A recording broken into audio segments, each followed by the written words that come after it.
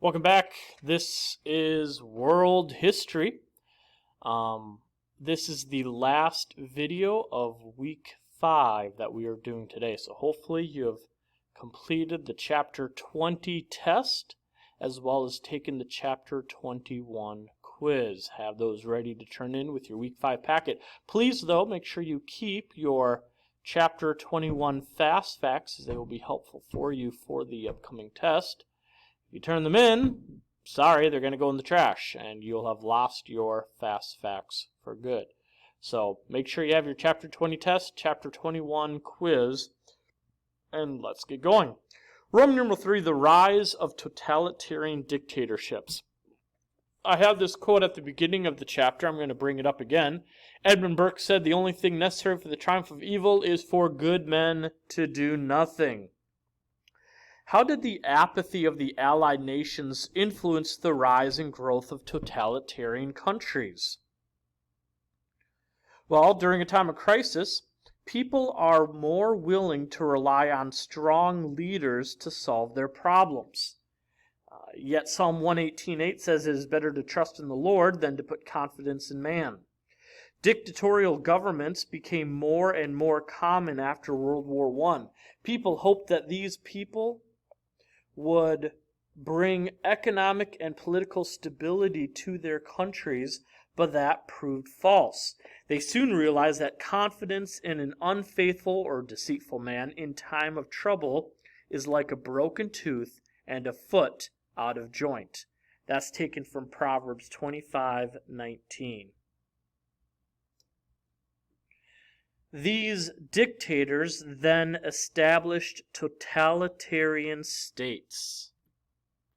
Some common comparisons. Before we get to letter A, let's talk about some common comparisons. This is located in the fast facts that I've mentioned just a bit ago. So please refer back to that so you know you don't need to write all of this down. It's already written down for you. Now, while no two totalitarian states are alike, they do have some common characteristics. For example, number 1, the use of propaganda. Propaganda was used to promote the ideas and programs of the state. Number 2, they have an efficient secret police. This secret police would arrest or assassinate those who opposed the state and its policies. Number 3, the state was placed above the individual. Individual rights and concerns were unimportant when the will of the state mattered. Number 4, the state control of every aspect of life. That could include political, economic, cultural, educational, and religious control. Number 5, they maintained by force. The state was maintained by force, not accountable to the people. And lastly, this totalitarian dictatorship was usually led by a one-party system, led by a powerful dictator. Again, all of that is in your fast facts, so please refer to that. Dictators increased across old and new countries in Europe. In Portugal, Salazar ruled. In Spain, it was Francisco Franco. Mustafa Kemal ruled in Turkey. But it was in Russia, Italy, and Germany that totalitarianism assumed its most terrible forms between the world wars. Question might be asked, what is the difference between 20th century totalitarianism and 17th century absolute monarchy? Totalitarian dictatorships of the 20th century differed in nature from earlier absolutist governments, such as the ones by Louis XIV of France. Paul Johnson offers the following observation about Lenin's rule of Russia, but it applies equally to Hitler and Mussolini. In the old world, personal autocracies, except perhaps for brief periods, had been limited, or at least qualified, by other forces in society: a church, an aristocracy, an urban bourgeoisie, ancient charters and courts and assemblies, and there was, too, the notion of an external restraining force in the ideas of a deity or natural law, or some absolute system of morality. Lenin's new despotic utopia had no such counterweights or inhibitions. Church, aristocracy, Bourgeoisie had all been swept away. Everything that was left was owned or controlled by the state. All rights whatsoever were vested in the state, and within that state, enormous and ever-growing as it was, every single filament of power could be traced back to the hands of a minute group of men, ultimately to one man. So let's talk about totalitarianism in Russia. Letter A, communism in Russia, the collapse of Czarist Russia. When Alexander II was assassinated in 1881, so did his attempts at reform. His successors, Alexander III and Nicholas II, continued to ruthlessly rule Russia. Well, we're only going to focus on the last one. Nicholas II, he was the last Tsar of Russia. Again, I know we talked about him last chapter, but just in case you forgot, Nicholas II was the last Tsar of Russia. He promoted what were called pogroms. Definition: organized government massacres of Jews in Russia. In fact, thousands of Jews were killed due to these pogroms. The Tsar also attempted to force conquered people groups like the Finns and Poles to become Russians in language, culture, and religion. The Tsar controlled the press and used the state police to persecute various minority national groups. In time, more and more people began to form political parties that opposed the Tsar's rule. One of these groups were called Mensheviks. Mensheviks were moderates who desired change through peaceful ways. Another group was called Bolsheviks. Bolsheviks wanted change through violence. So let's talk about how the Tsarist rule ends. Letter A, prelude to revolution. Little letter I, little Roman numeral 1, the Russo-Japanese War. We've talked about this war before. Recall that Japan humiliated Russia by defeating it. The peace treaty gave territorial and economic advantage to Japan in the Pacific. Number 2, little Roman numeral 2. Bloody Sunday. This was an event that took place. A group of 200,000 peaceful men, women, and children brought a petition to Nicholas II asking him to improve the lot of the workers and to hold government elections. Instead of meeting the Tsar, however, the unarmed people were fired upon by soldiers, killing dozens. This turned the loyalty of many Russians away from the Tsar as they looked elsewhere for an answer to their suffering. Little Roman numeral 3, little letter III, workers throughout Russia began going on strike to complain conditions as unrest and disorder grew. In case you don't know, a strike means you're refusing to work. They formed Soviets or councils in each town to organize each strike better. The strike succeeded, and Nicholas II was forced to give some concessions away. Duma. The term for Duma refers to the National Assembly in Russia elected by the people.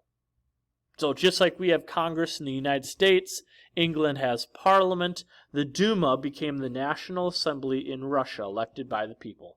As well as the Duma, the people were given a constitutional government with free speech. Letter B. Outbreak of Revolution. Little Roman numeral 1, little letter I. The defeats from World War I. Nicholas II did all he could to keep the Duma weak. While there was initial support for the war against Germany, bad planning and defeats turned the people against the war and the Tsar. Nicholas II even personally took command of the troops in the hopes of turning the tide of the war. All attempts failed. Little Roman numeral 2, little letter II, Rasputin. With Nicholas gone, Rasputin came to power. He was an evil advisor who took control of the government. That's what you want to know about him. His greedy desires and corrupt influence only further weakened the Tsar's government. Several Russian nobles eventually murdered Rasputin, hoping to bring stability to the government, but it was too late. Little Roman numeral 3, little letter III, revolts led Nicholas to abdicate. Soldiers called in to stop the revolts joined in. The people overthrew the local authorities. With Nicholas's departure, the Romanov dynasty of over 300 years came to an end. Nicholas and his family were executed a short time later by Bolshevik guards. Roman numeral 4, little Roman numeral 4, little letter IV. Russia established a provisional government led by Alexander Kerensky. Kerensky, who was a Menshevik, tried his best to restore order, but the Bolsheviks gained a larger following, promising an end to the unpopular war, and the Bolsheviks' efforts succeeded. Number 2. The founding of the USSR. Letter A. Bolsheviks seized the revolution under Vladimir Lenin. He lived from 1870 to 1924. Lenin was the leader of the Bolsheviks. While some believed in peaceful transitions of government, Lenin believed in the absolute necessity of violent revolutions, and a violent revolution would not occur unless directed by a strong, determined leader, namely himself. Lenin promised peace, land, bread, and for the downtrodden Soviets, Lenin's promises seemed to offer hope for a brighter future. The Bolsheviks organized labor workers to support them against the provisional government. And on November 7th, 1917, on a very testable date, the Bolshevik Revolution overthrew the provisional government and made Lenin dictator. In fact, the provisional government fell so quickly because it had wanted to continue the war against Germany, and most of the people had opposed it. Secondly, the people had expected the government to provide immediate relief, which the provisional government had not.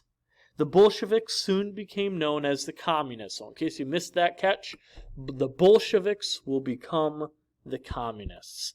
Letter B, civil war breaks out. Not everyone was in favor of communism. After Lenin took control, they signed the Brest-Litovsk Treaty, which we talked about before, with Germany.